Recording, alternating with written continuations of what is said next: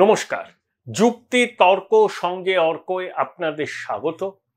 আপনাদের সঙ্গে আমি অর্কপ্রভ সরকার। এম.কে. স্টালিনের পুত্র উদয়নিধি স্টালিন লোকসভা নির্বাচনের আগে সনাতন বিরোধী কিছু কথাবার্তা বলেছিলেন।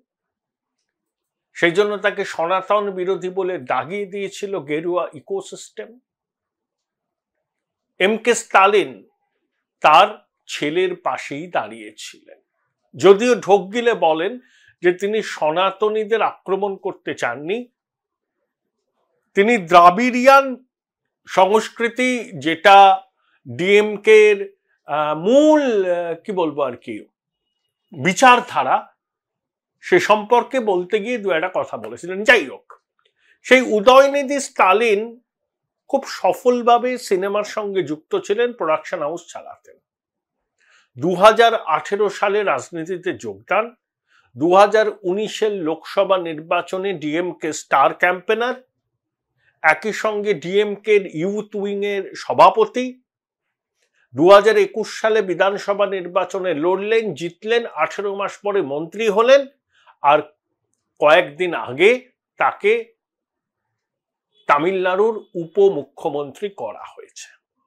18 সালে সক্রিয় রাজনীতিতে এসে 6 বছরের মধ্যে তার এই উল্কা সদৃশ্য উত্থান। দেখুন, এই ডিএমকে বলুন, এআইএডিএমকে বলুন, আরজেডি বলুন, এসপি বলুন, আম আদমি পার্টি বলুন, তৃণমূল কংগ্রেস বলুন, শিবসেনা উদ্ধব বলুন, এরা সবই হচ্ছে পরিবার কেন্দ্রিক দল, এবং পরিবারের বাইরে এরা ক্ষমতা হস্তান্তর করে না, এবং দলের অভ্যন্তরে গণতন্ত্রের নামও নিশান নেই। এখানে গণতন্ত্রের ক্ষেত্র খুব সংকুচিত। তাই ধরুন, যে ডিএমকে করে বা যে টিএমসি করে, সে খুব প্রতিভাবান হতেই পারে, তার একটা অ্যাসপিরেশন থাকতে পারে, কিন্তু সে কোনো দিন সর্বোচ্চ ক্ষমতার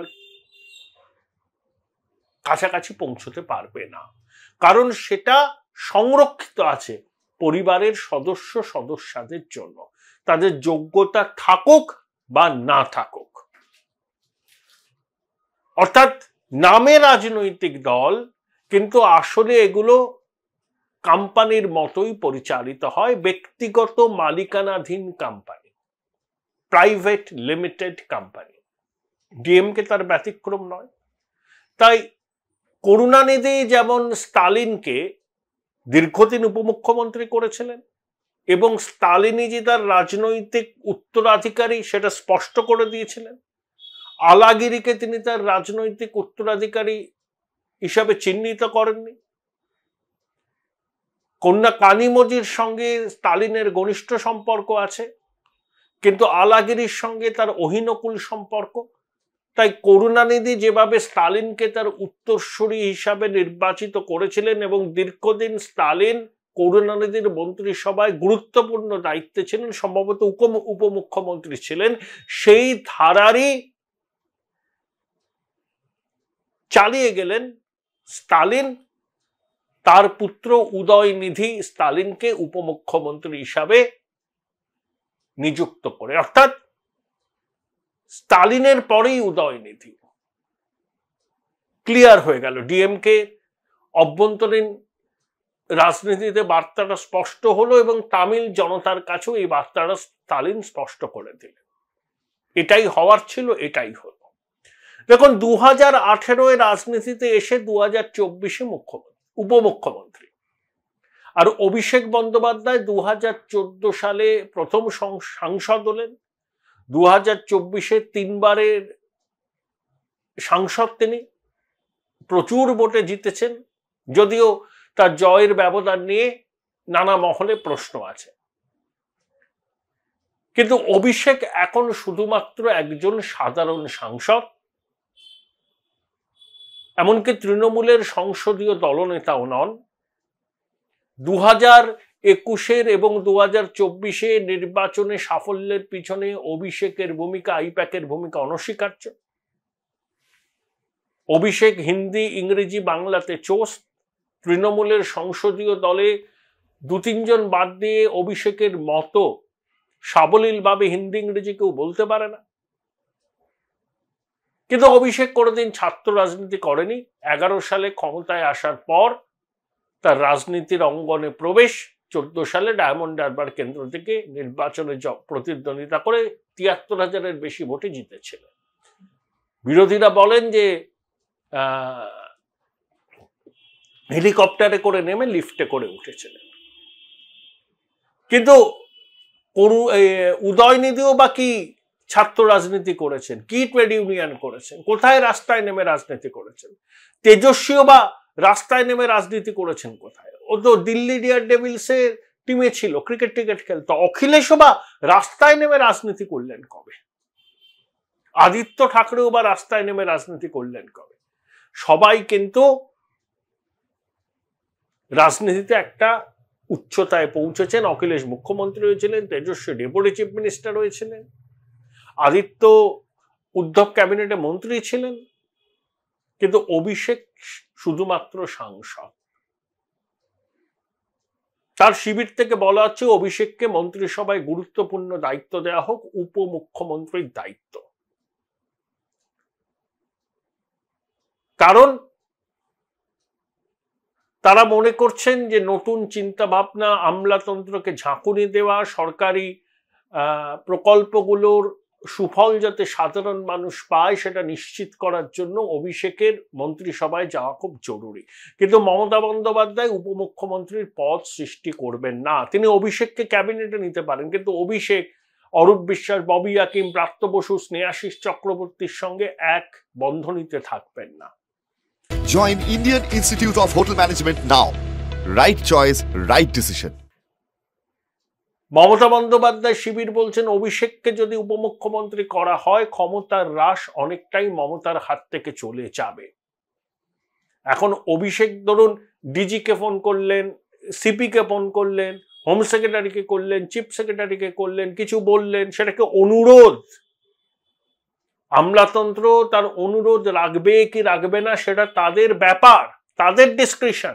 কিন্তু অভিষেক যদি ক্যাবিনেটে সামিল হন, উপমুখ্যমন্ত্রী হন, তাহলে কিন্তু DG, CP, home secretary, chief secretary সবাইকে তিনি কিন্তু ডাকতে পারবেন এবং ইনস্ট্রাকশন দিতে পারবেন। তখন তার ইনস্ট্রাকশন পালন করতে তারা দায়বদ্ধ থাকবেন। মমতা বন্দ্যোপাধ্যায় শিবিরের ধারণা একটা ক্ষমতার নতুন ভরকেন্দ্র তৈরি হবে এবং তৃণমূলের অনেক বিধায়ক মমতা বন্দ্যোপাধ্যায়কে পায়ে হাত দিয়ে নমস্কার করবেন, বলবেন দিদি আশীর্বাদ করুন। কিন্তু তারা আস্তে আস্তে আস্তে আনুগত্য বদল করে অভিষেক বন্দ্যোপাধ্যায়ের সঙ্গেই ঘনিষ্ঠতা রাখবে। মমতা বন্দ্যোপাধ্যায়ের পুরনো সঙ্গী সাথীদের এই ধারণা, সেই জন্য অভিষেক বন্দ্যোপাধ্যায়কে এখনো পর্যন্ত মন্ত্রিসভায় সামিল করা হয়নি, উপমুখ্যমন্ত্রীও করা হয়নি, হবে বলে আমার মনেও হচ্ছে না। যদিও রাজনীতিতে সবকিছু সম্ভব। প্রায় 1 মাসের জন্য অভিষেক বাইরে গেছেন, তার চোখের সমস্যা আছে, বারবার যেতে হয়েছে। আমি তার সুস্থতা কামনা করি। আমি তো অভিষেকের গুণমুগ্ধ নই, বরঞ্চ সমালোচক। কিন্তু অন্ধভাবে কারুর সমালোচনা বা কারুর প্রশংসা করার বান্দা আমি নই। উদয়নিধি স্টালিন যদি 6 বছরের অভিজ্ঞতায় উপমুখ্যমন্ত্রী হতে পারেন, অভিষেক 3 টার্মের সাংসদ, তার রাজনৈতিক জীবন 13 বছরের, তৃণমূল কংগ্রেস ও ডিএমকের মতোই পারিবারিক দল, পরিবার কেন্দ্রিক দল, তাহলে অভিষেকের মন্ত্রিসভায় ঢুকে উপমুখ্যমন্ত্রীর পদ প্রাপ্তি হবে না কেন? অভিষেক যদি এই দাবি করে থাকেন, এই দাবি কি অযৌক্তিক? সিদ্ধান্ত কি হবে সেটা মমতা বন্দ্যোপাধ্যায়ের ডিসক্রিশন, আমার বলার কিছু নেই। কিন্তু মমতা বন্দ্যোপাধ্যায় নিজেই অভিষেক বন্দ্যোপাধ্যায়কে কার্যত এয়ার অ্যাপারেন্ট ঘোষণা করে দিয়েছেন।